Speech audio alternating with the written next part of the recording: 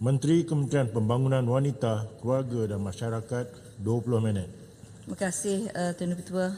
Tahniah Tuan Ketua. Ya, bismillahirrahmanirrahim. Assalamualaikum warahmatullahi taala wabarakatuh. Saya menyambung jawapan untuk dari semalam. Tuan Dipertua, seterusnya Yang Berhormat Puchong telah membangkitkan beberapa pertanyaan. Beliau inginkan penjelasan berkaitan isu kekurangan guru yang bertauliah di pusat tahanan ataupun di pusat alternatif. Sebelum itu, saya ingin memaklumkan bahawa terma yang digunakan oleh JKM untuk institusi seperti STB adalah institusi pemulihan kanak-kanak. Sebagai memperkukuhkan perkhidmatan khusus kepada kanak-kanak, kerajaan telah menubuhkan Jabatan Pembangunan Kanak-Kanak ataupun JPKK. JPKK telah melaksanakan penelitian dan telah mengenal pasti bilangan perjawatan yang diperlukan bagi perkhidmatan pendidikan dan latihan vokasional. Sebanyak 9 buah institusi kanak-kanak pemulihan yang melaksanakan 8 bidang kemahiran iaitu otomotif, kimpalan, jahitan, elektrik, bakeri, masakan, perabot dan binaan bangunan. Pada masa ini, seramai 23 orang tenaga pengajar yang terdiri daripada skim DV iaitu Pegawai Latihan Vokasional, skim E Pegawai Latihan dan skim DG Pegawai Latihan Pendidikan ditempatkan di kesemua institusi berkenaan. Di peringkat awal ini, JPKK telah memohon perjawatan tambahan 10 tenaga pengajar pelbagai skim. Penempatan kesemua tenaga pengajar itu kelak adalah berdasarkan pengkhususan institusi. Pada masa ini, hanya 2 institusi kanak-kanak yang menyediakan program latihan vokasional yang membolehkan penghuni mendapat sijil kemahiran Malaysia iaitu SKM. JPKK juga sedang meneroka untuk menambah bilangan institusi kanak-kanak yang menyediakan latihan kemahiran vokasional yang mempunyai pengiktirafan SKM. Usaha ini dibuat melalui program pentauliahan induk berasaskan sistem latihan program bertauliah ataupun SLAPB dengan kerjasama Jabatan Pembangunan Kemahiran, sebuah agensi di bawah Kementerian Sumber Manusia. Selain itu juga seperti mana yang saya sebutkan sebentar tadi, kerjasama dengan agensi pelaksana latihan kemahiran seperti Giat Mara, Akademi Binaan Malaysia itu ABM dan Institut Kemahiran Belia Negara IKBN turut dilaksanakan bagi menampung keperluan tenaga pengajar yang tidak mencukupi. Seterusnya, Tuan Yang Dipertua, dalam usaha memantapkan pemantauan institusi pemulihan kanak-kanak, KPWKM telah mengambil langkah-langkah seperti pertama iaitu menambah baik garis panduan pengendalian kes tata kelakuan kaki tangan terhadap penghuni institusi kanak-kanak Jabatan Kebajikan Masyarakat. Garis panduan yang baru ini sedang dimuktamadkan dan disasarkan untuk digunapakai menjelang suku tahun keempat tahun ini. Kedua ialah meningkatkan kekerapan lawatan naziran dan pemeriksaan mengejut untuk mendapatkan maklum balas, aduan atau laporan secara terus daripada kanak-kanak. Ia dilaksanakan melalui pemilihan penghuni di institusi secara rawak semasa pemeriksaan tersebut serta dibuat untuk mendapatkan maklumat berkenaan isu-isu yang berlaku di institusi. Pada masa yang sama, usaha ini boleh meningkatkan kesedaran kanak-kanak menangani hak asasi mereka sebagai kanak-kanak di institusi. Dan ketiga, mengadakan program dan aktiviti berkaitan pengendalian dan penjagaan kanak-kanak serta advokasi kepada warga kerja institusi dari semasa ke semasa. Berhubung cadangan Yang Berhormat Puchong supaya dilakukan audit ke atas institusi kanak-kanak, sukacita dimaklumkan perkara ini sememangnya sedang dalam penelitian kami dan disasarkan untuk dilaksanakan ke atas kesemua 39 buah institusi kanak-kanak di bawah seliaan JKM bermula tahun ini. Dalam laporan tahunan Suhakam tahun 2021 telah menyentuh dan memberikan beberapa syur terhadap 9 institusi kanak-kanak di bawah seliaan JKM. Ia agak panjang dan saya akan berikan maklumat tersebut kepada Yang Berhormat Puchong secara bertulis. Seterusnya, Tuan Yang Dipertua, berhubung isu membabitkan orang kurang upaya, OKU, Yang Berhormat Pasir Salak memberikan cadangan bahawa supaya allowance OKU dinaikkan dari 450 ke 1,000 ringgit sebulan. KPWKM melalui JKM menyediakan bantuan keuangan kebajikan untuk membantu kelangsungan hidup dan meringankan beban kumpulan sasar yang layak dan memerlukan. Bantuan ini bersifat sementara waktu sehingga mereka keluar daripada kemiskinan dan hidup berdikari. Penilaian atau semakan semula mengenai kadar bantuan-bantuan ini dilaksanakan dari semasa ke semasa agar kadar tersebut kekal relevan. Terkini, pendapatan garis kemiskinan ataupun PGK baharu telah dibentangkan dalam Belanjawan 2024 dan mula digunakan pakai mulai tahun 2024. Ini telah menjadi syarat asas kelayakan permohonan bantuan JKM yang baharu iaitu PGK 2022 RM 1198. Di samping itu, penetapan kelayakan pendapatan bagi bantuan allowance orang kurang upaya (IPO-KU) juga telah dinaikkan dari RM1,200 kepada RM1,500 dan ke bawah bermula pada tahun 2021. Kerajaan juga telah mula menyalurkan skim bantuan-bantuan lain di bawah JKM dengan kadar baharu bermula tahun 2021, termasuklah untuk OKU yang layak, iaitu pertama, bantuan penjagaan OKU atau pesakit kronik terlantar BPT dinaikkan daripada RM350 kepada maksimum RM500 mengikut keperluan keperluan kes. Kedua, bantuan OKU tidak berupaya bekerja BTB dinaikkan daripada RM250 kepada RM300. Dan ketiga, allowance pekerja OKU EPOKU dinaikkan daripada RM400 kepada RM450. Di samping itu, Tuan Yang Pertua, mulai tahun ini juga kerajaan telah turut menaikkan kadar allowance pelatih OKU yang mengikuti program pemulihan dalam komuniti PDK daripada RM150 kepada RM300 sebulan. Seterusnya, dalam menyediakan fasiliti mesra OKU di rumah ibadat seperti yang dibangkitkan oleh Yang Berhormat Pasir Salak, Jawatankuasa Reka Bentuk Sejagat dan Alam Bina ataupun JKRBSAB di bawah Majlis Kebangsaan bagi Orang Kurang Upaya MKBOKU melalui Jabatan Pembangunan Orang Kurang Upaya JPOKU telah melaksanakan pelbagai usaha dan inisiatif. Antaranya ialah semua pengarah JKM negeri dimaklumkan mengenai laporan Rumah Ibadat Mesra OKU dan buklet manual rujukan Rumah Ibadat Mesra OKU yang diterima daripada pihak Suhakam. Kedua, JPOKU juga telah mengedarkan kepada semua kementerian atau jabatan atau agensi yang berkaitan melalui berhubung laporan dan resolusi seminar Rumah Ibadat Mesra OKU yang telah diterima daripada Suhakam. Laporan dan resolusi ini diedarkan untuk memohon kerjasama agensi dan pihak berkaitan agar dapat mengambil langkah-langkah proaktif bagi meningkatkan accessibility OKU di rumah ibadat selain membangunkan polisi ke arah pelaksanaan Rumah Ibadat Mesra OKU di negeri ini yang menepati standard. Ketiga, JPOKU juga telah melaksanakan perbincangan berkaitan accessibility OKU di tempat ibadat pada 25 April tahun 2018 bersama Jabatan Kemajuan Islam Malaysia, Kementerian Wilayah Persekutuan, pakar-pakar OKU dan anggota MKBOKU. Ia juga adalah selaras dengan keputusan mesyuarat Jawatankuasa Reka Bentuk Sejagat dan Alam Bina yang memutuskan agar isu accessibility dan advokasi OKU di tempat ibadat dibincangkan dalam satu perbincangan khusus. Keempat, memaklumkan semua agensi yang berkaitan mengenai syur oleh Jawatankuasa Reka Bentuk Sejagat dan Alam Bina di bawah MKBOKU agar semua pihak yang terlibat dalam menyediakan keperluan kemudahan akses mesra OKU di semua tempat ibadat, sama ada Islam dan bukan Islam, serta perlu menepati standard MS 1184. Kelima, Tuan Yang Pertua, Jawatankuasa tersebut juga telah melaksanakan audit akses dan audit susulan secara berkala di rumah-rumah ibadat yang turut melibatkan kerjasama dengan pakar-pakar dari universiti, Pertubuhan Arkitek Malaysia dan Kementerian Perumahan dan Kerajaan Tempatan iaitu KPKT. Isu accessibility berkaitan rumah ibadat merupakan salah satu isu yang sering dibangkitkan dan dibincangkan dalam mesyuarat jawatankuasa ini.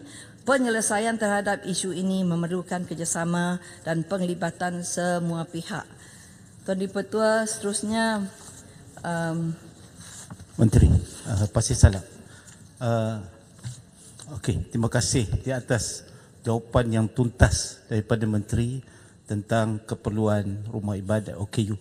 Baik, soalan saya, adakah ruang-ruang untuk kemudahan bagi golongan OKU ni memohon rumah kerana mereka ni kadang-kadang berkeperluan rumah dan juga tempat berniaga. Terima kasih. Terima kasih Tuan Ketua, terima kasih Yang Berhormat. Yang Berhormat maksudkan rumah sendiri ataupun tadi ada sebut berniaga? Rumah sendiri dan ruang berniaga di depan rumah. Ruang berniaga ini sebenarnya Yang Berhormat kena kita maklum bahawa kalau melibatkan struktur rumah itu, ia melibatkan KPKT. Jadi kita tidak ada kuasa untuk melulus ataupun tidak meluluskan. Ia perlu melalui KPKT. Namun kalau memohon dari segi peruntukan untuk berniaga, saya tak janji. Tapi kita ada program yang dinamakan 2YEP, iaitu 2 Years Exit Program. Itu sebenarnya untuk mereka yang menjadi penerima bantuan kita. Namun kalau dirasakan beliau layak, jadi bolehlah kita bantu. Kita bagi setakat ini masih 2,700 sekali untuk dia keluar daripada menjadi penerima. Tetapi kalau OKU itu bukan penerima bantuan seperti kebajikan bulanan tu, itu kita akan kaji dulu. Biarlah dia memohon, akan kita lihat. Dan kita juga untuk membantu mereka yang menjadi penerima kebajikan kita ini, kita cuba nak menaikkan lagi allowance, bukan allowance itu peruntukan untuk membantu mereka menjadi keluar daripada menjadi penerima kebajikan. Ini adalah saya bagi extra information dengan izin, kerana kami di KPWKM memang mahu melihat agar mereka ini kalau boleh dapat berdikari, dan kita cuba memohon dari MOF, belum dapat lagi kelulusan, kita mohon RM5,000 untuk berniaga. Ini kalau dia layaklah akan kita kaji. Tapi dari segi struktur itu bukan dalam bidang kuasa kita. Perlu memohon daripada KPKT ya. Tambah Yang Berhormat, tambah sikit. Ya. Terima kasih Yang Berhormat Menteri. Memang hasrat kita ini termasuk kementerian, iaitu bercita-cita untuk mengeluarkan mana-mana pihak termasuk OKU daripada rantaian kemiskinan ini. Sekurang-kurangnya mungkin boleh mencapai tahap pendapatan maksima. Tetapi apakah Yang Berhormat berfikir bahawa perlu ada rancangan strategi yang mantap di antara kementerian dengan kementerian, iaitu untuk memastikan OKU ini sebetulnya mereka memang sudah tahap susah. Sudahlah susah, OKU lagi. Tetapi kalau bantuan setekat 200-300, 5,000, rasa saya tidak mencapai matlamat kita untuk membantu mereka daripada OKU yang tidak berpendapatan kepada berpendapatan tinggi. Jadi mungkin perlu sudah satu strategi plan baru kerajaan cadangkan untuk memastikan bahawa OKU ini betul-betul dibela masa depan mereka. Terima kasih. Terima kasih Tuan Ketua, terima kasih Yang Berhormat. Pertama, kita ada allowance untuk OKU yang bekerja dan diberi allowance untuk mereka bekerja dalam, kalau tak silap saya lah, minimum untuk gaji minimum yang 1,500 agar mereka dapat mudah turun naik tambang tu. Selain daripada itu juga kita banyak dari segi bantuan untuk OKU ini. Dan kita ada job matching juga bersama dengan industri-industri, dan malah ramai juga mendapat pekerjaan. Misal saya baru balik dari Penang, melihat bagaimana mereka melatih mereka. Dan job matching, selain daripada itu juga kita ada kita ada juga membantu mereka untuk berniaga tadi kalau mereka nak, dan kita bekerjasama dengan agensi-agensi yang lain, kerajaan kementerian yang lain untuk membantu mereka, dan kita usahakan Selain pada yang kita sebut tadi TUYEP, itu seperti yang katakan, kebanyakannya itu untuk mereka yang menerima bantuan kebajikan. Jadi kita tidak mahu mereka menjadi penerima bantuan saja. Sebenarnya kami di KPWKM untuk tahun ini seterusnya tahun ke hadapan kita cuba melihat kita mahu penerima bantuan kebajikan ini untuk menjadi orang yang lebih berdikari. Jadi kita nak melihat kita punya mission kita lebih kepada ekonomi mereka supaya boleh mengurangkan mereka yang bergantung kepada kerajaan. Tapi itulah menjadi kita punya perancangan untuk masa ini. Jadi insya-Allah lah kita cuba sedaya upaya untuk membantu mereka. Jadi kalau ada juga pekerjaan untuk mereka pun kita cuba bantu. Tapi itulah bergantung kepada kadang-kadang nasib mereka juga. Namun kita tidak akan berhenti membantu insya-Allah. Terima kasih Yang Berhormat Kinapan Tangan. Ya, Tuan Yang Boleh cerita sikit. Saya ada 4 lebih minit lagi. Sikit ya? Okey. Saya nak bertanya kepada Kementerian Yang Berhormat Kementerian, adakah mencadangkan kepada Kementerian KPKT supaya rumah-rumah yang dibeli oleh OKU ni, golongan OKU ni, diberi rebate yang lebih, sebab kebanyakan mereka terpaksa mengubah suai balik rumah-rumah ni kerana untuk keperluan mereka. Itu pandangan saya. Ya, terima kasih Tuan Ketua, terima kasih Yang Berhormat. Bila dia masuk dalam kita punya Hansard ni, kita akan hantar kepada KPKT ya. Sebab saya bukan KPKT, saya KPWKM. Tapi kita cuba bantu untuk menyalurkan maklumat tersebut ya. Jadi Tuan Yang Bertua, Yang Berhormat Tumpat dan Yang Berhormat Tampin ada menyentuh isu berkaitan child free kerana dikuatiri boleh memberi kesan yang tidak baik kepada negara untuk jangka masa panjang. Pada masa kini, isu penurunan kadar kesuburan menjadi satu isu global terutamanya dalam kalangan negara maju dan membangun. Jadi dalam hal ini banyak negara-negara seperti UN di Asia Pasifik dan di Pasifik seperti Hong Kong, Jepun, Republic of Korea, Brunei, Australia, New Zealand, Singapura dan Thailand telah mencatatkan kadar kesuburan yang amat rendah iaitu berada di bawah paras penggantian. Malah Indonesia yang berkepadatan penduduk 275 juta juga kini hanya mencatatkan kadar kesuburan menghampiri paras penggantian. Dalam hal ini, Tuan Ketua, penurunan jumlah kelahiran hidup di Malaysia sememangnya telah mencatatkan arah aliran penurunan sejak tahun 2012. Jumlah kadar kelahiran juga berkait rapat dengan kadar kesuburan jumlah ataupun total fertility rate TFR yang menunjukkan penurunan yang semakin ketara. Berdasarkan laporan yang diterbitkan dalam laporan perangkaan penting 2023 oleh Jabatan Perangkaan Malaysia (DOSM), TFR di Malaysia menunjukkan penurunan daripada 2.1 orang anak pada tahun 2010 kepada 1.6 orang anak pada tahun 2022. Terdapat pelbagai faktor yang menyumbang kepada penurunan TFR. Ini termasuklah faktor ekonomi, cara gaya hidup yang antaranya boleh mempengaruhi keputusan pilihan umur dan untuk berkahwin, bilangan anak dan sebagainya. Pada masa yang sama, masalah ketidaksuburan turut boleh mempengaruhi kadar TFR. Bagi memberi respon terhadap masalah ketidaksuburan ini, KPWKM melalui agensi LPPKN kita, Lembaga Penduduk dan Pembangunan Keluarga Negara, melaksanakan pelbagai inisiatif, termasuklah pertama, menawarkan perkhidmatan rawatan kesuburan ataupun sub-fertility sejak tahun 1979 pada kos yang berpatutan. Kedua, klinik kesejahteraan lelaki yang menawarkan ujian saringan kesihatan lelaki, khidmat nasihat masalah seksual dan amalan gaya hidup sihat serta rawatan ubat untuk membantu meningkatkan kesuburan lelaki bagi mengatasi masalah ketidaksuburan dalam kalangan lelaki yang semakin meningkat.